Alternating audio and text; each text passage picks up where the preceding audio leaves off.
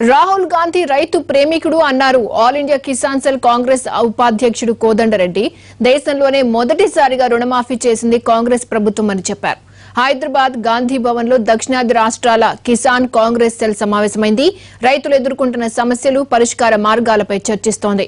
దీంతో పాటు కిసాన్ సెల్ బలోపేతానికి తీసుకోవాల్సిన చర్యలపై డిస్కస్ చేస్తున్నారు నేతలు. ఈ సమావేశానికి కిసాన్ సెల్ అధ్యక్షులు నానా పటేల్, ఉపాధ్యక్షులు కోదండరెడ్డి, ఎమ్మెల్సీలు Shabbir Ali, Ponguleti Sudhakar Reddy, AP PCC chief Raghuveera Reddy సహా పలువురు ముఖ్యులు హాజరయ్యారు.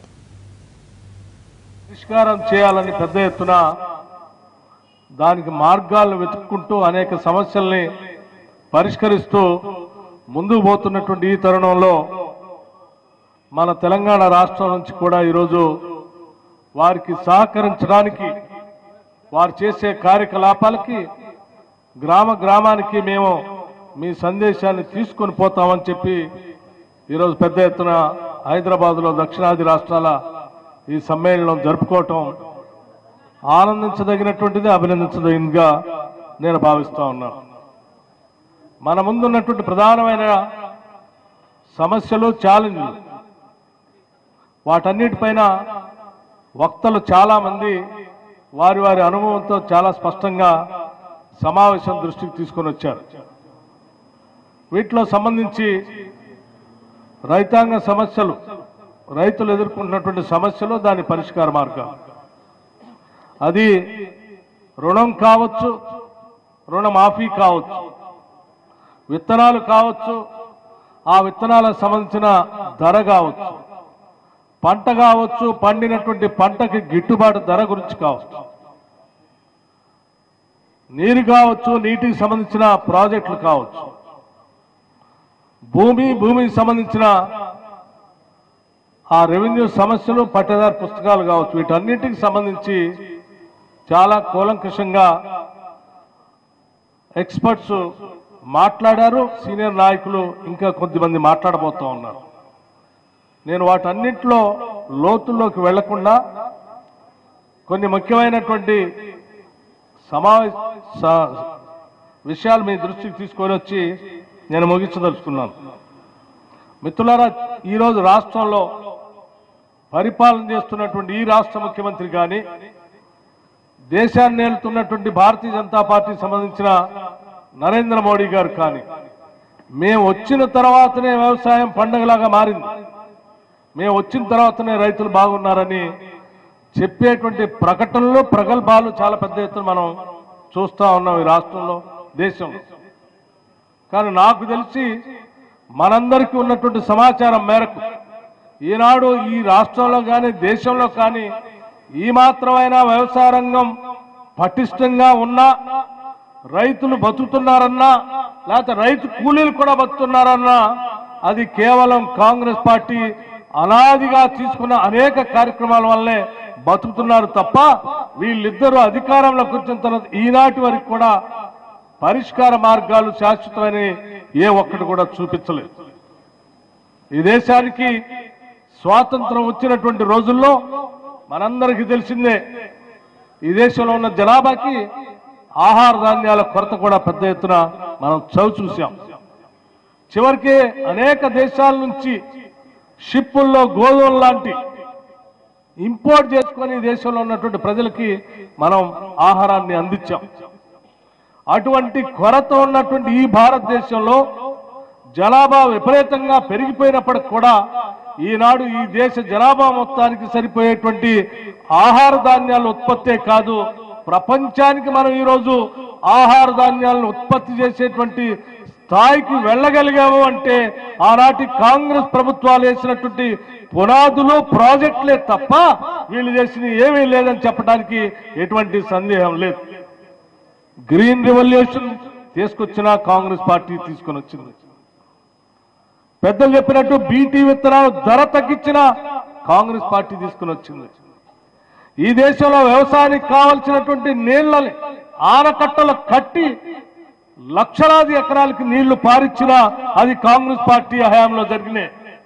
ఈ రాష్ట్రంలో ఉన్నటువంటి నాగార్జున సాగర్ కావచ్చు, శ్రీశైలం కావచ్చు, ఎస్ఆర్ఎస్పి కావచ్చు, లేకపోతే బయట ఉన్నటువంటి బాక్రా నంగల్ కావచ్చు, అనేక ప్రాజెక్టులు ఎక్కడ చూసినా ఈ దేశంలో కట్టి వాళ్ళ నీళ్లు పారుతా ఉన్నాయంటే అది కాంగ్రెస్ పార్టీ ప్రభుత్వాల ద్వారా మాత్రమే సాధ్యమైనది తప్ప ఈ నరేంద్ర మోడీ గారు కానీ లేకపోతే ఈ కేసీఆర్ గారు కానీ వచ్చిన తర్వాత వీళ్ళు కట్టిన ఒక్క ప్రాజెక్టు లేదు, ఒక్క ఎకరానికి నీళ్లు ఇచ్చినటువంటి దాఖలాలు కూడా లేవనేది చాలా స్పష్టంగా చరిత్రలో ఉన్నటువంటి అంశాలు ఆధారంగా మనం ధైర్యంగా చెప్పొచ్చు. అట్లాగే మిత్రులారా, గిట్టుబాటు ధర సమస్య ఇవాళ చెప్తా ఉన్నాడు ఈ పెద్ద మనిషి. నేను రైతులందరికీ కూడా పెద్ద ఎత్తున రైతు బంధు పథకం ద్వారా ఎకరానికి 4,000 రూపాయలు ఒక పంట సీజన్కి ఇస్తున్నానని చెప్తాను. రెండింటికి కలిపి 8,000 ఇస్తా అని చెప్తాను. కానీ నేను అడుగుతా ఉన్నాను ఈ రాష్ట్ర ముఖ్యమంత్రిని, మనం ఆనాడు 2013-14 సంవత్సరాల వరకు పరిపాలన చేసినటువంటి కాంగ్రెస్ ప్రభుత్వ హయాంలో మనం పండించినటువంటి పంటకి ఉదాహరణకి మిర్చికి 12,000 నుంచి 12,500 రూపాయల వరకు మనం మద్దతు ధర కాదు మార్కెట్లో ఆ ధర దొరికేటట్టుగా వ్యవస్థల్ని ఏర్పాటు చేశాం. మరి ఈరోజు 5 సంవత్సరాల తర్వాత అదే మిర్చిని అమ్మటానికి పోతే 12,000 రూపాయల నుంచి అది 4,000 రూపాయలకి చివరికి అదమంగా 2,000 రూపాయలకు కూడా పోయింది.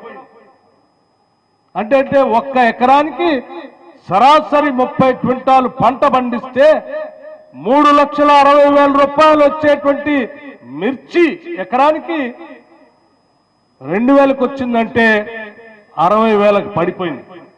అంటే ఒక్కొక్క ఎకరానికి రైతు 3 లక్షల రూపాయలు మిర్చి రైతు నష్టపోతే ముష్టి 8,000 రూపాయలు రైతు బంధు పేరు మీద ఇచ్చి నేను అద్భుతంగా చేస్తున్నానంటే ఇది బాగా చేసినట్ట నష్టం చేసినట్ట ఒక్కసారి మనం ఆలోచన చేయాలి. ఈ లెక్కలన్నీ ప్రతి పంటకి సంబంధించినే, ఏ పంట తీసుకున్నా ఇదే పరిస్థితి. ఇది మద్దతు ధర సంబంధించి మార్కెట్లో రైతు అందుబాటులో వచ్చేటువంటి పరిస్థితి గురించి, అలాగే రుణమాఫీ గురించి. రుణమాఫీ ఆనాడు కాంగ్రెస్ ప్రభుత్వం ఒకటేసారి చేసింది. ఈయన కూడా 1,00,000 రూపాయలు చేస్తా అని చెప్పి 4 సంవత్సరాలు చేసి 4 సంవత్సరాలు అది ఇర్రెగ్యులర్ అకౌంట్ గా మారి చివరికి వడ్డీలు విపరీతంగా పెరిగిపోయి 4 సంవత్సరాల తర్వాత అకౌంట్ చూస్తే అసలు అట్లాగే ఉంది, వడ్డీ మాత్రమే మాఫీ అయినటువంటి పరిస్థితి చూసాం. అంటే రుణమాఫీ కూడా సక్రమంగా చేయలేదు. పోనీ టైమ్లీ లెండింగ్ ఏమైనా ఇప్పించాడా?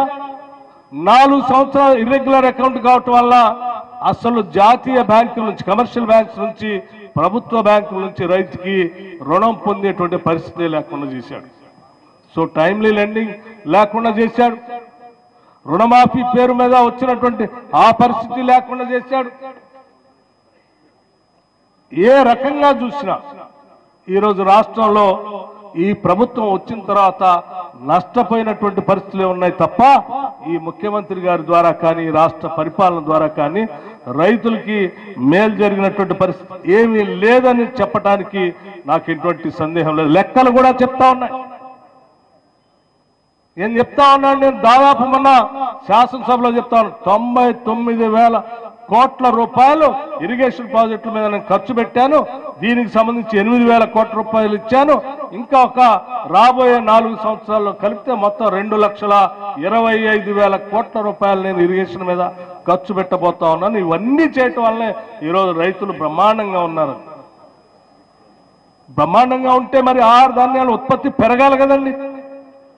ఆనాడు మనం 2013-14లో 1,07,00,000 మెట్రిక్ టన్నుల ఆహార ధాన్యాలు మిగతాన్ని కలిపి ఉత్పత్తి ఉంటే ఈరోజు సగానికి సగం పడిపోయి మొత్తం ఈరోజు రాష్ట్రంలో మనం చూస్తా ఉన్న ప్రొడక్షన్ పూర్తిగా పడిపోయినటువంటి విధానం.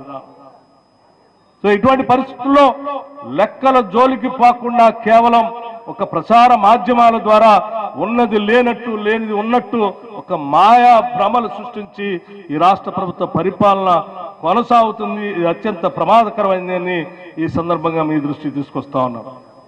మనం ఆనాడు ఈ రాష్ట్రంలో విత్తనాలు రైతులకు అందించడమే కాదు, నకిలీ విత్తనాలు లేనటువంటి రాష్ట్రానికి కూడా మనం అందించాం.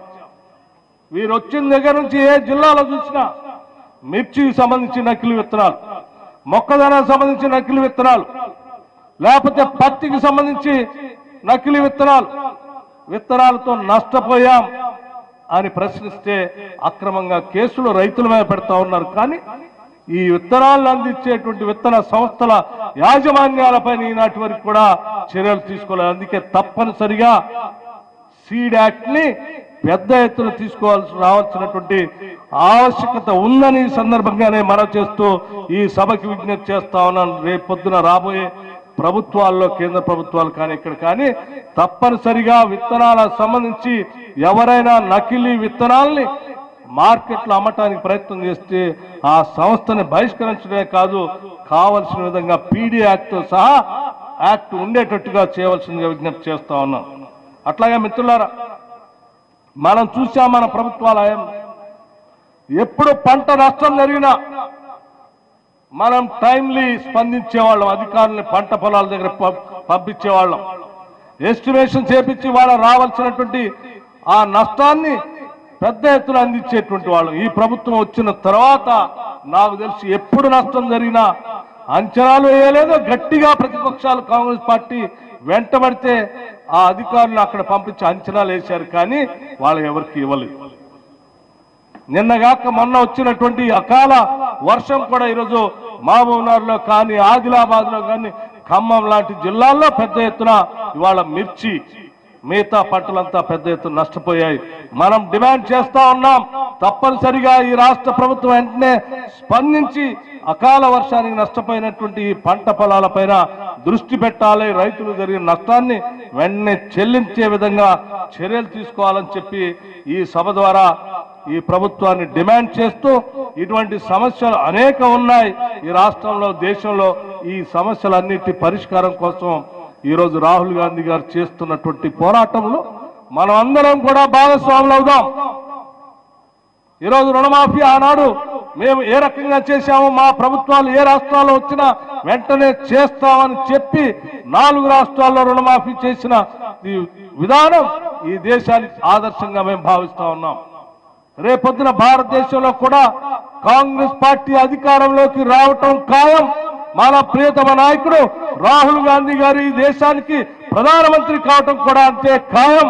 ఆయన నాయకత్వంలో ఈ దేశంలో, ఈ రాష్ట్రంలో తప్పనిసరిగా వ్యవసాయ రంగం, రైతులు, రైతు కూలీలు ఆనందంగా, సంతోషంగా ఉండేటువంటి రోజులు దగ్గరలోనే ఉన్నాయి.